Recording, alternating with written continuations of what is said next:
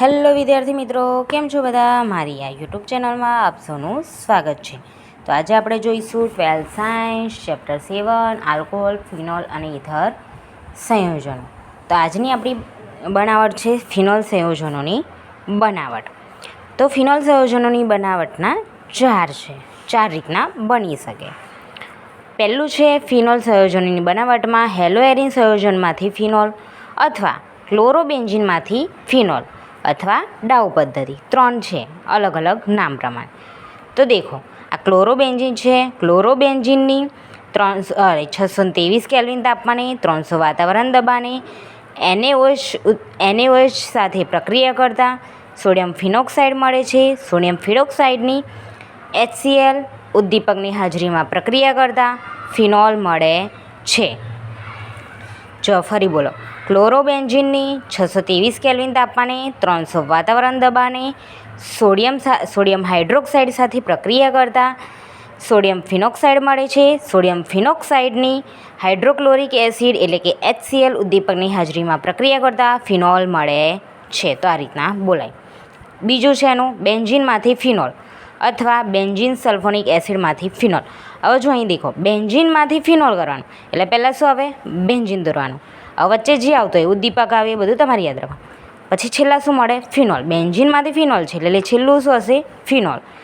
જેમાંથી બનાવવાનું છે પહેલાં લખવાનું, જે બની જાય છે લાસ્ટમાં. તો અહીં છે બેન્ઝીનમાંથી ફિનોલ અથવા benzene sulphonic એસિડમાંથી phenol.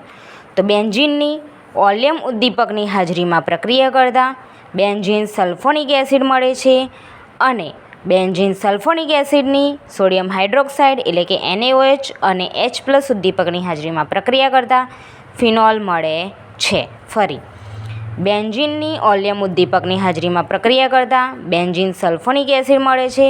Benzene sulphonic એસિડની NaOH અને H+ ઉદ્દીપકની હાજરીમાં પ્રક્રિયા કરતાં ફિનોલ મળે છે. ત્રીજું નામ એટલે ત્રીજી પ્રક્રિયા એનિલિનમાંથી ફિનોલ અથવા ડાયઝોનિયમ ક્ષારમાંથી ફિનોલ. તો અહીંયા એનિલિનમાંથી ફિનોલ, તો પહેલાં એનિલિન આવશે અને છેલ્લા શું હશે? ફિનોલ. એનિલિનમાંથી બનાવવાનું એ પહેલાં આવે અને ફિનોલ જે બને છે કંઈ આવશે? લાસ્ટમાં.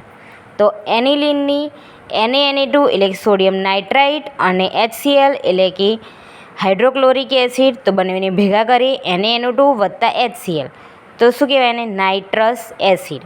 એનિલિનની નાઇટ્રસ એસિડ ઉદ્દીપકની હાજરીમાં પ્રક્રિયા કરતાં બેન્ઝીન ડાયઝોનિયમ ક્લોરાઇડ મળે છે.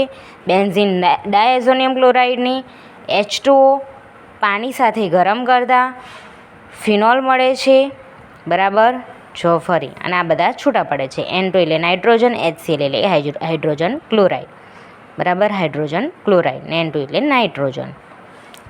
એનિલિનની નાઇટ્રસ એસિડ ઉદ્દીપકની હાજરીમાં પ્રક્રિયા કરતાં બેન્ઝીન ડાયઝોનિયમ ક્લોરાઇડ મળે છે. બેન્ઝીન ડાયઝોનિયમ ક્લોરાઇડને પાણી સાથે ગરમ કરતાં ફિનોલ મળે છે. એનિલિનની નાઇટ્રસ એસિડ ઉદ્દીપકની હાજરીમાં પ્રક્રિયા કરતાં બેન્ઝીન ડાયઝોનિયમ ક્લોરાઇડ મળે છે. બેન્ઝીન ડાયઝોનિયમ ક્લોરાઇડની પાણી સાથે ગરમ કરતાં ફિનોલ મળે છે. હવે ચોથી, ક્યુમિનમાંથી ફિનોલ. તો ક્યુમિનમાંથી ફિનોલ એટલે પહેલું ક્યુમિન આવશે જે બનાવવાનું છે અને જેમાંથી બને છે પહેલાં આવે ને જે બને છે કંઈ આવે? લાસ્ટમાં. તો ક્યુમિન એટલે પહેલાં ક્યુમિન હશે. ક્યુમિનને બીજું નામ શું કહેવાય ખબર? આઇસોપ્રોપાઇલ બેન્ઝીન. ક્યુમિનની હવાની હાજરીમાં પ્રક્રિયા કરતાં ક્યુમિન હાઇડ્રોપેરોક્સાઇડ મળે છે.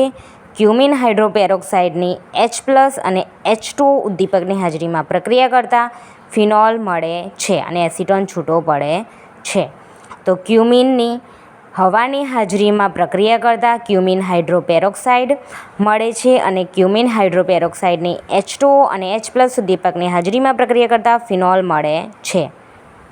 ફરી એકવાર બોલીએ, ક્યુમિનની હવાની હાજરીમાં પ્રક્રિયા કરતાં ક્યુમિન હાઇડ્રોપેરોક્સાઇડ મળે છે. ક્યુમિન હાઇડ્રોપેરોક્સાઇડને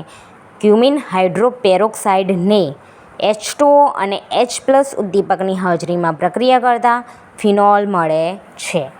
ઓકે વિદ્યાર્થી મિત્રો, જો આપણે આજે આટલો ટૉપિક જોયો. જો તમને આ વિડીયો ગમ્યો હોય તો લાઇક શેર અને સબસ્ક્રાઈબ કરજો. મળીએ નેક્સ્ટ વિડીયોમાં. Bye bye.